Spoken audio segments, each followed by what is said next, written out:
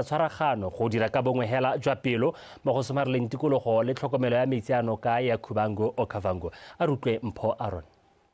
Peomonwana tumalano eo ya lenaneo le le ntšhwafaditseng e solofetse go totomatsa boleng jwa go dira mmogo ga mafatshe ao ka boraro le go netefatsa fa Okacom e fetola ka fa ntseng e itebagantse le dikgang tsa metsi fela mme a akaretse le thabollo matshelo le tsholelo ya merafe e tshelang gaufi le noka eo. Tona wa metsi le bonno Rre o Nnetse Ramogapi a re ka tumalano le tirisano mmogo mafatshe a mararo a dumalane go dirisa ditsatlholego tse di tswang mo nokeng eo mmogo a phuthulogile ebile go na le kagiso. Dumelane gore tirisanyo ya rona e tswelele ka lekgotla lone le re lebitsang re ke Okacom gore re tswelle re ntse re dirisanya mmogo hela ka tsela e ntseng jaana. Re saena ditumelano gore re le mahatsha a mararo ra saena gore re ta tswalla re dirisana. Yaanong re saene re le ko Lubango mme le ha tshela Angola ne le ise le saene ka mabaka gore tshwantse gore ba bua le ba attorney general ba bone. Mme jaanong ne re tilo go netegaletswa gore Angola jaanong ba heditse dilo tsa bone tse di technically ba saene le bone. Ga o e lebeletse hala yotlhe ke botshelo mme ha re ka seke re ipaakanyetse gore ra go bereka jang o ka ithela re lwetse lone le rapole mo go gakgamatsang re be re bolana. Tona wa temothuo metsi le lehatshe go tswa Namibia Rre Inge Zamwani a re tlhokomelo le tshireletsego ya noka ya Kubango Okavango le tsotlhe tse di tswang mo go yone e botlhokwa mo go sireletse motsamao wa metsi le tsholelo. The Okavango Basin, also as we know it, is endowed with many resources. Noka e ya Okavango jaaka le itse e na le ditsatlholego di le dintsi di akaretsa one metsi le lefatshe le le ntle ebile le tswa temo e ntle bojanala le diphologolo tse ke dingwe tsa ditsatlholego tse tsholelo tsa rona di ikaegileng ka tsone jaaka temo ya nosetso madirelo go tshwara dithapi le bojanala. Fisheries, timber harvesting, manufacturing and the tourism. It was a very remarkable milestone for our cooperation. Ke tiro e nte e re sa tswang go e dira re le mafatshe a Okacom re kopanetse noka e ya Okavango ke yone kgolagano ya rona ka boraro re le Angola, Namibia le Botswana ka jana metsi a le botlhokwa mo matshelong a batho ba rona. You know, today water is very precious. Maloko a dumalane fa go tla nna le tshekatsheko e tseneletseng ya kgothalesego e diragalang segolobogolo mo ditirong tse di diragalang mo nokeng le go diragatsa go nna le melawana e salang morago ke bao ba batsa metsi mo nokeng. Lefatshe la Botswana le kopetse mme Mmasekgowa Masire Mwamba ke monokeng mo baemeding ba mafatshe a sele a mono Botswana jaaka ipapaletsa maemo a boeteledipele jwa lekgotla la thibelo tiriso ya dibetsa tsa dikhemikhale la Organization for the Prohibition of Chemical Weapons. Mo puisanong le baemedi bao puso e tlhalositse fa mme Masire Mwamba a na le bokgoni ebile boeteledipele jwa gagwe bo itshupile ka ditiro mo makgotleng a mafatshe a sele. Tlotla Matlhabaphiri ka pego. Morago ga go tlhomamisiwa ke makgotla a African Union le SADC la tshela Botswana le rotse mme Masire Mwamba e leng tlhopheng wa boeteledipele jwa lekgotla la OPCW mo bangweng ba baemedi ba mafatshe a sele mono go kopa thotloetso ya bone go rotloetsa letsholo la gagwe. Bontlhopheng jwa gagwe bo gatelela maitlamo a lefatshe leno a go rotloetsa kagiso le hatse ka bophara dipuisano dikakanyo tse di harologaneng le tharabololo ya dikgotlang ka kagiso. As you are aware, Botswana is a member of the African Union Peace and Security Council and the Commonwealth Ministerial Action Group. Previously, Botswana served as chair of the SADC organ on politics, defense and security. I mentioned this leadership roles to indicate our readiness and capability to assume the position of Director General of OPCW, that is if we are elected. I humbly request your invariable support to our candidate. As our development partners, I appeal to their excellencies to be our promoters in their capital so that we can secure this position. If elected to this position, Botswana will make a significant contribution to disarmament by raising the voice of small states and the global south in the global discourse on disarmament matters.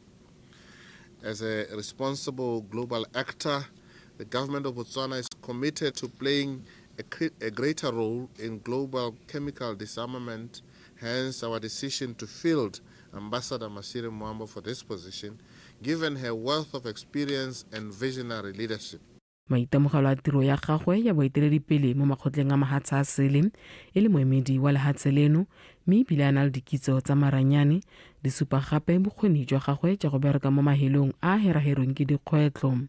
Seo se mma mo tshiamelong ya go tsweledisa tebelopele ya OPCW ya go emisa tiriso ya dibetsa tsa dikhemikale mme ebile e gatelela botlhokwa jwa go dirisa boranyane go sologela batho molemo. All this has really given me an opportunity to understand how multilateral organizations run, what are some of the challenges and issues, and OPCW is likewise a multilateral environment. There are very few organizations that will give us a position just because we are from Botswana. So the first thing we do is we prepare ourselves to be able to be considered amongst global competitors and work on your offering in terms of what do you see as the challenge for the organization and how do you see your opportunity. Lehatshe la Botswana le na le tshologelo ya go heta ka tse ditsididi go hitlha ko legatong la bohelo go sekasekwa go tsaya maemo a boeteledipele jwa OPCW ka lephadisana le bontlhopheng ba bangwe ba le 10 go tswa ko kgaolong ya Afrika, Europa le mahatsa a mangwe. Banana kwa Molepolole ba rotloeditswe go tshwaragana go lwantsha dikgang tsa go kgontsho ya bong ka tseo mofenyi wa monongwaga wa Miss Molepolole o ratile tshwenyego yo dingwaga di 21 o tlhalositse fa sa tse kgaisano eo e le go supa bontle hela mme e tla mo thusa go mo tlhatlhelela maele a go lwantsha go kgontsho ya bong e apesitseng lefatshe leno kobo ka letshoba a rutlwepego ka Jessica Pilane.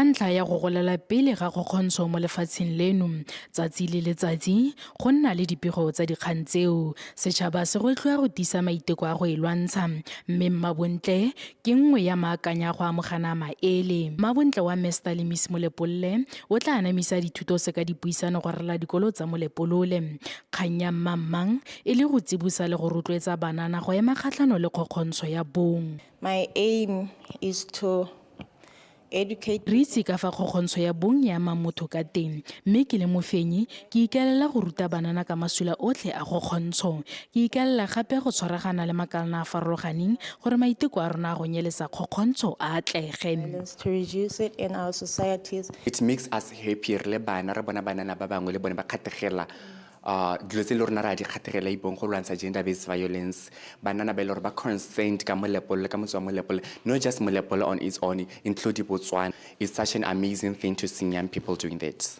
Go lebilwe mo bananeng go boloka tšhaba ya lefatshe leno ka jaana ba na le bokgoni jwa go gakololana go fetola le go bopa maitshwaro a balekane ba bone. Ga ba bua e le banana ba bua le banana ba bangwe ba ka tlhaloganya se ga botoka gona go le gore go tle motho a le mogolwane jaaka nna ya mahapele ga bone a bua le bone jalo ke re mo ngwana ke ba emelele ba itse goreng re teng go ba khothatsa re teng go ba rotloetsa re teng sepe se ba se tlhokang re tla le ka botshotle gore re bone goreng re nna re le mo nokeng ya bone.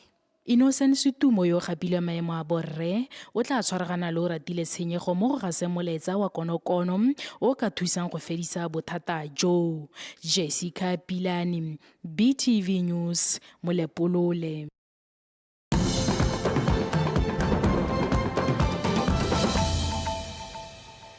wa tshosantso le dikgang tsa Botswana Television re gatela pele marekisetso wa Transcash and Carry a getse banne ba kanye kokelwana e ntšha kwa kgotleng ya Sebego e lopileng 2.5 million pula fa amogela mpho eo ka la botlhano mokwaledi wa lephata la botsogo Professor wa Tlhokang Komazana o tlhalositse fa sepatela seo se tla thusa ka go isa ditlamelo tsa botsogo kwa banneng ba motse wa kanye ga mmogo le betse mabapi Bojedi Mokibelo wa pega. Tiro ya go aga kokelwana e sa di simolotse ka kgwedi ya Lwetse ngwa go hitileng mme e wetse monongwaga ka kgwedi ya Seetebosigo e le nngwe ya maitamo a dikhamphane tse di ikemetseng a go thabolla matshelo a setšhaba mme seo se nyalana la puso a go isa ditamelo tsa botsogo mo thoko ko setšhabeng ga mmogo le go sireletsa setšhaba mo malwetseng. Tota se se tona hela ke go isa malebo re le Ministry wa botsogo our biggest our aim or the reason why we exist really. re le lephata la botsogo re itamile go thomisa gore batswana ba amogela ditamelo tsa botsogo tse di maleba ebile di nonofile re lebanwe ke dikgwetho di le mmalwa re le lephata mme se ke maiteko a mante go tswa kwa lebenteleng la Cash and Carry gore manokeng To help us meet and deal some of our constraints, we are very grateful. And so we are, once more to say, we are really grateful to Cash and Carry. maiteko a dirilweng ke ba Cash and Carry a bo a tsamaisana le sekano sa bone sa go tokafatsa matshelo a batho ba ba direlang kgwebo ga go bone. I am proud to report that the clinic remained operational throughout the construction, a testament to careful coordination and the dedication of everyone involved. Today, just over a year later, e mototo go tlhalosa gore sepatala se sa go rra sebego se setse se hedile mme go rola semmuso sepatala se go kgonagetse ka tirisano mmogo ya rona re le ba le ba lephata la botsogo. shared responsibility. This clinic is a reflection of what we can accomplish when government and private sectors work together. On behalf of the ministry, on behalf of the council. Mo boemong jwa lephata la me le dikgaolo le tsa ngwao khansele morahi le dikgosi tsa kanye re mototo go amogela mpho e mme ke le tlhomamisa gore re ta itlhokomela hela thata go ka tswella etamela mo go nonofileng banni ba motse wa kanye. We equip the building so that it can be used by the Kanya residents. Kokelwana e na le ditamelo di akaretsa diofisi tsa ikwedisetso balwetse ga ba ta go itekodisa ga ba hapisiwang le ga ba kentelwang teng ga ba thathobelwa malwetse ga mmogo le ga ba tshegetswang teng go bona dithuso tsa potako ga mmogo le go go bolokelwa melemo teng. Mojadi Mokibelo, Botswana Television, Gaborone. barui ba kgaolo ya Kgalagadi North ba le 10 le bone ba kwadisitswe mo go simolola go rekisetsa mmaraka wa Europa nama ya kgomo go tlhalosiwa fa maiteko ao e le bokao jwa sepuso e se rotloetsang go tlhabolola thuo e ka godisang seemo sa thuo monogae se se builwe ke mogokaganye wa ditirelo tsa lephata la temothuo kwa kgaolong ya Kgalagadi North kwa ditshupong tsa kgaolo eo kwa Tshwane a re utlwe Nomodungwa. Rempipi o tlhalositse fa go tsaya karolo mo ga barui ba kgaolo eno ka go rekisa nama kwa mafatsheng a Europa go tla ba fa sebaka sa go nna le dipoelo tse di nametsang mme gape go tla oketsa boleng jwa go dira dithoto tse di harologaneng.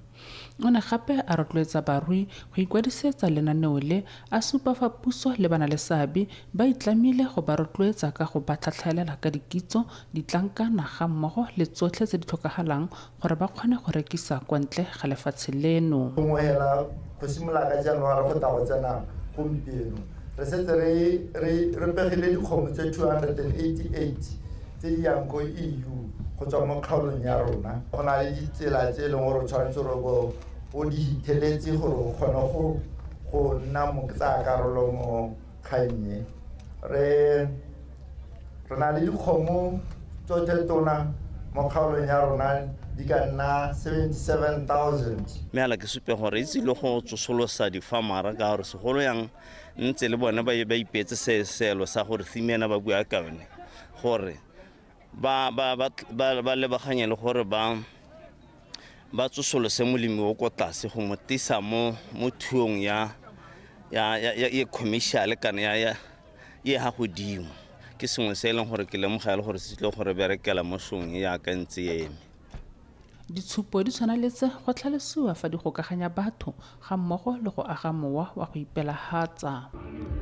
Se ke se ratileng thata ke gore bagobi ba botlana thata sone se se ntumeditseng gore ga ke lebelela hela bopharo jaane ga ke a re ba tshotse ka maleke mme hela motho wa nono wa go lala o tshidile ko malapeng gompieno. Bo lehatshe leno le rekisa nama kwa mafatsheng a Europa go na le seabe se se tona mo go tlatseng sekgwama sa puso mme ebile lefatshe leno le boe le busetse serodumo sa go nna morekisi mogolo wa nama ya kgomo le nna mo tshiamelong ya go rekisa le kwa mafatsheng a Asia kwa go setseng go bonwe mmaraka teng.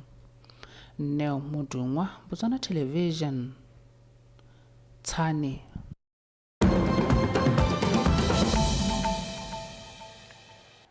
Moitshwari lebetsa mafatshe a sele tautona wa Afrika Borwa Cyril Ramaphosa o kgadile koketso ya lekgetho la dithoto e begilweng ke lefatshe la Amerika mo go la gabo a supa e le kotlhao e bosetlhogo thata ka jalo go le botlhokwa gore lefatshe leo le tlhomamise gore ga le kokonele bobe ke koketsego eo. Koketsego ya 30% mo makgethong a dithoto tse di tswang Afrika Borwa ke yone e kwa godimo go gaisa mo mafatsheng a borwa jwa Afrika mme ebile seemo se se ka nna sa baka tatlhegelo ya ditiro mo bathong ba feta 30,000.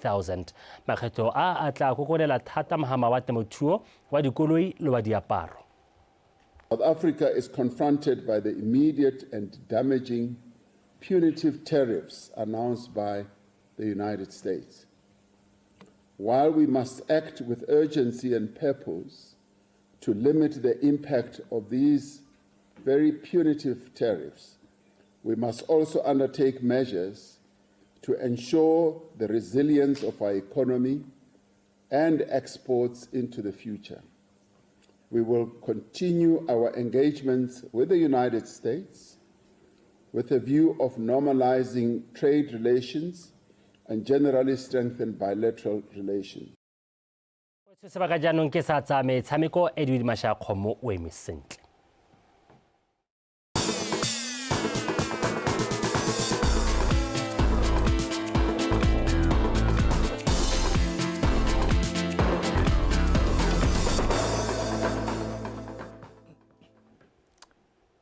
Gone kwa Bokone Bophirima Borwa Botlhaba le legare ja lefatshe leno mothuetso madume dumela mo tsatsi la bobedi kgwedi ya Phatwe e tlhola ga tlhano ngwaga wa 2025 tlhako ya morago e gata fa ya pele ga tileng teng re gatoga ka tsa metshameko nna ke Edwin Mashakgomo metsone tsare. Company ya Halfway Toyota Motors Group e direlang kwa Maung e abetse komiti e rulaganyetsa mabelo a World Athletics Relays Gaborone 2026 dikoloi tse tharo mo moletlong o neng o tshegeditswe maabane kwa lebale legolo la setšhaba mono Gaborone. Company eo e dumela fa dikoloi tseo di tla tlhofofaletsa komiti eo tiro ya go rulaganyetsa kgaisano eo e tla tshegediwang mono Gaborone ka kgwedi ya motsheganong ngwaga o tlang. Tshegofatso Malepa o lepalepane le pego e. Modulasetilo wa Botswana National Sports Commission Marumo Morule wa akgoletse khamphane ya Halfway Toyota go bona go le matshwanedi go nna kompone ya ntlha go rotloetsa dikgaisano tsa World Relays tse tla boelela ntlha di tshwarela mo kgaolong ya Afrika. We are hosting a global event that will bring together top athletes from around the world, and we need the support of partners like Halfway Toyota to make it a success. Partnerships of this nature are what we need as a matter of urgency because time is not on our side. We have less than 271 days left before the competition. 271 is not a lot of time. Therefore, at this juncture, I will still urge the NOC to leave no stone unturned and to cast their net far and wide in ensuring that they seek not only the support, financial support, but any other support that they can get to ensure that we are well prepared to host this event. Faro la thutetso eo ya dikoloi tse tharo semmuso Ryan Gobla yo e le mookamedi wa Halfway Toyota Motors Group o tlalositse fa khamphane ya gagwe e ipela go nna karolo ya mabelo a tla dirang ditso mono gae.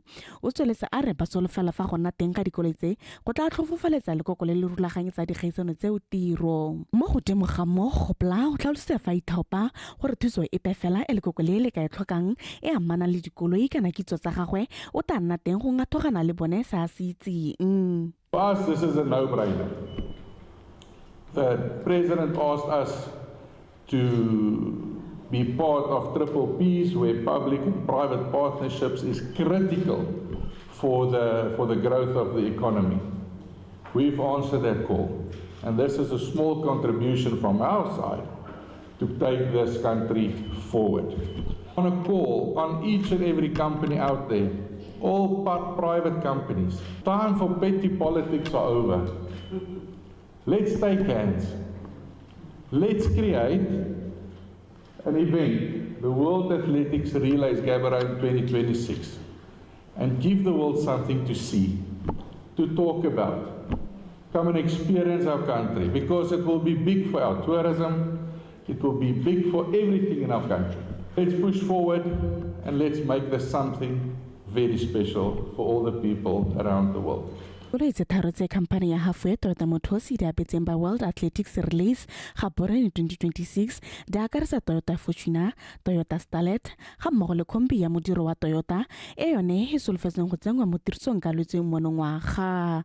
Tshegofatso Malepa, PTV Sport, Gaborone. Re ya go se ditlhopha tsa setšhaba tsa basketball tsa basimane le basetsana ba dingwaga tse di ka fa tlase ga lesome le bofera bongwe di letse di gorogile go tswa kwa Kigali, Rwanda kwa di neng di phadisana mo kgaisanong ya monongwaga ya Giants of Africa Festival. Victoria Dakin o rulagantse pego e. Kgaisano eo e ne e golagantse ditlhopha tsa basketball di le 20 go tswa mo mafatsheng a le 40. Setlhopha sa Botswana sa basimane se se neng se akaretsa batshameki ba fera bobedi se ne se golagantswe le ditlhopha tsa Ivory Coast, Senegal, South Sudan le Benin mo Pool D mme sa latlhegelwa mo metshamekong ya sone yotlhe. Mokatisi wa setlhopha seo Marua Pula Mosenyane a re le fa ba sa dira jaaka ba ne ba eleditse ba ithutile go le gontsi mo metshamekong eo mo go ka ba thusang gore ba ipaakanyetse kgaisano ya ngwaga o tlang. Giants of Africa ya mongwe ke mofenyi mme fela se se tona se re se ithutileng ke gore motshameko wa basketball gore o kgone gore o tshameke ga o ka ke wa itshidila malatsi a mabedi o boro ka ya go compete o batla nako e ntsi thata le bona bana ba rona ba tshameka metshameko e mennyane thata mo leking ya rona ha ne re ka oketsa selo sa metshameko e ba e tshamekang mo ka setlha ke gone ne re dumela gore ba ka nna le maitemogelo a tseneletseng go kaya di-competition tsa go tshwanetsa jatseng go Africa. I think I'd say it was a learning experience and the fact that as kgaisano e re file sebaka sa go ithuta go le gontsi re tlhokana le go tshameka metshameko e le mentsi mono gae. Pharologano ya rona le ditlhopha tse dingwe tsa mafatshe a tshwana le la Senegal le South Sudan ke gore bone ba tshameka metshameko e mentsi mme seo se ba thusa gore ba bopagane sentle mo lebaleng. one thing we have to work on is playing more games. Setlhopha sa basetsana se le sone se neng se agilwe ka batshameki ba fera bobedi se ne se golagantswe le ditlhopha tsa Cameroon, Ethiopia, Morocco le Rwanda mo Pool A. Mo metshamekong e merataro e ba e tshamekileng ba kgone go fenya motshameko o le mongwe kgatlhanong le Somalia ba ba fapa ka dibaskete di le 32 go tse di robang bobedi. I feel like we improved after every single game.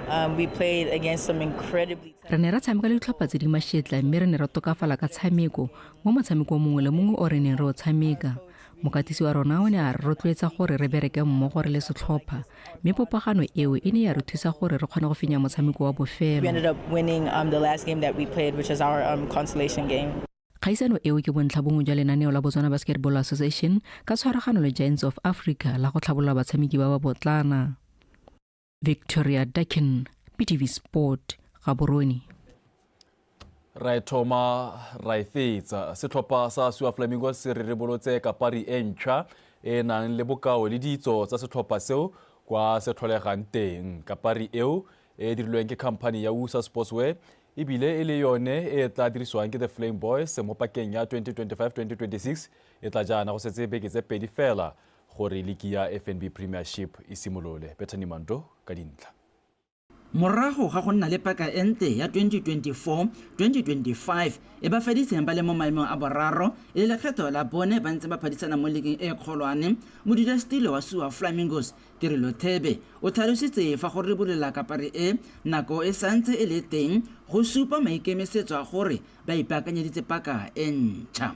Ke a ka re boloditse letsholo re boloditse ntwa gore basimane ba ya go tlhabana ngwaga ke ngwaga wa rona o e leng gore kwa Katlego re batla gore re tise trophy moso setlhopha sa rona kana tota ga o ka lebelela ke team e leng gore re tswa kgakala le yone e setse na le 4 years ba ntse ba tshameka mmogo so se re bereketse ka gore go na le continuity ke sone se o bona gompieno re sa tisa batshameki bape ba bantsi mo sethopheng gore re bona gore ga ba setseng ba le teng ba setse le gore ba lomagane tota mo go tseneletse mme re ne re thiba diphata ga le ha e leng gore re ne re bona go le botlhokwa thata gore re baakanyetse gore setlhopha se kgone go compete at the highest level. Re na le Segolame Boy from Township Rollers, re na le Boyo le China from Matebele, re na le Norman Motswagole, a young boy who is very talented, 18-year-old. re tla tsweledisa ha ne re togetse teng last season go tsaga go isa ko pele gore le re kgone go bona sengwe se tile ka kwano le diplara tsa rona I think gore di ready. The Flame Boys ga ba fetola mebala ya kapare ka jana ba tla dirisa mebala e mehibidu fa ba le mo gae le botala fa ba tshameka kwa ntle. Le fa go ntse jalo kapare e tokafaditse gore e nne le bokao jwa ditso tsa setlhopha. Di-design tsa gompieno di a bua kiti ele red e na le ka ha e tlhalosang ka te but ha o le kgakala you can't notice it but ha o le gaufi o tla bona go na le di other shades tse di describang ka so ka those flamingos kana o hakolela di flamingo kana ra ke re bua ka tsone dinonyane tse le yone the e blue ele le yone ena le ka ha e tlhalosang ka teng ka makgadi ale ka di-pens tsele ka dintseng ka teng but when you are far you can't see them but the more you come closer that's when o kgona go bona di-features tse di mo kiteng. Mo godimo ga mo ditlhopha tse di potana tsa under 15 le under 17 ga mmogo le tsa bomme le tsone di akareditswe mo kapareng ya paka e ntšha. Setlhopha sa SUA Flamingos se thankgolola paka e ntšha ka go amogela sa VTM kwa lebaleng la sone la SOA Council Stadium kgwedi eno e le 16. Bethany Manto, BTV Sport, SUA. Mothwetso setlhopha seo sa VTM se fetotse maemo le sa Black Lions gore a gone gore se tla lebagana le sa Black Lions e seng VTM a re sa go leto le maro ka gonne go balabala ga ngwana le gone ga se botlhale ka tsana ya bongwe tibe khuto gone fa se le bogela lo kgaitsedi ke sentle moeng o neng a ronola sentle bontle ka puo e diatla o lebile sa mo ka o tlabe a bua go tla go rela jalo thulaganyo ya Botswana Connect ga kologelo sa mosima se bonwa tšeo thata tlholantso bereka ka bonatla bone go pila le botswerere modimo tšeo.